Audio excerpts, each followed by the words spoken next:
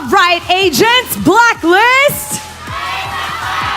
And they are breaking the code. Congratulations to Blacklist International. Oheb, from a shaky start now to back-to-back win just this weekend. Paano niyo ba ito na-achieve? Ano ba ang nangyayari ngayon sa Blacklist International na napaka-convincing nung win nyo, dominating win 2 days in a row? Siguro yung ginawa namin sa laro namin, parang one step at a time. Simula naman nung week 1, nung natatalo kami, parang unti-unti na namin i-improve yung laro namin, yung team. Siguro ngayon lang talaga nakikita yung work talaga na ginawa namin simula nung week 1. Kaya parang nag-improve kami. Pero yung totoo, simula week 1 hanggang ngayong week, nag-improve kami ng paunti-unti. And I'm gonna point something out.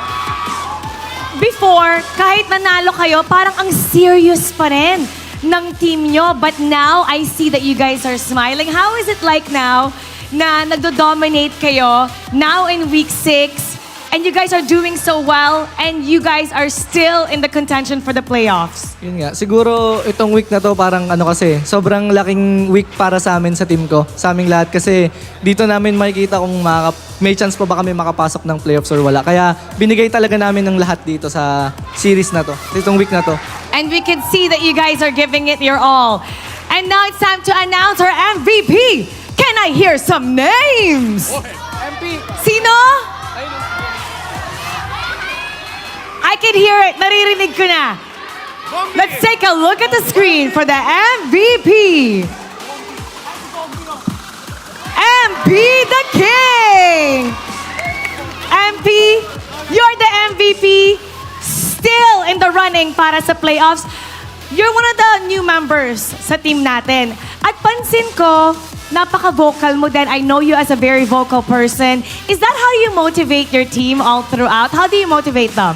Hindi po ako yung nagmo-motivate sa akin. Hindi! Okay, so paano? Anong ginagawa mo?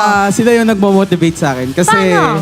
parang nung una, pagkadating ko, parang nangangapa pa ako sa kanila. Kaya nung mga first 5 weeks, 4 weeks yata, kahit despite ang pangit ng laro ko, palagi pinapaalala sa akin yung kampi ko, lalo na si Coach Bon, na gusto niya makita yung laruan ko tulad ng MEC. Kaya kahit paano pa unti-unti, nailalabas ko na. You know what I like about you, MP? You're very vocal. Kung ano yung nasa mind mo, sinasabi mo. And I respect that. Pagkatapos ng larong ito, anong sasabihin mo sa team mo? Mahal ko kayo. And we can see the love. That's why you guys are doing so well. Congratulations, MP. And now, magko-congratulate din tayo sa ating lucky fan na mananalo ng 3,000 diamond. Alright? Blacklist International. You may now take your bow and take your walk of victory. Go ahead, Carla. Don't be shy. Ang acting lucky fan will get to walk with their team. Blacklist International. Back-to-back win at may chance pa rin sila makapasok sa ating playoffs. We're gonna break that game down for you, so we're gonna go back to our panel.